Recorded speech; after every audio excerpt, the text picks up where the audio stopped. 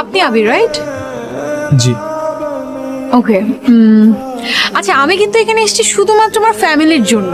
এর মানে আমার ইচ্ছা না। এসে দেখা করা দরকার ছিল, এসে দেখা করলাম। বাসায় গিয়ে বলে দিব যে আমার ছেলেকে পছন্দ হয়নি। আর একটা কথা, আমার কি একটা হাত নেই নাকি চোখ নেই নাকি আমি পড়াশোনা জানি না যে এমন একটা ছেলেকে বিয়ে করবো যার আগে একবার বিয়েও হয়েছে? আর আপনি তো ভালো মানুষ না। ভালো মানুষের বউ কি মাত্র 15 দিন থাকে? আপনি হাসছেন কেন?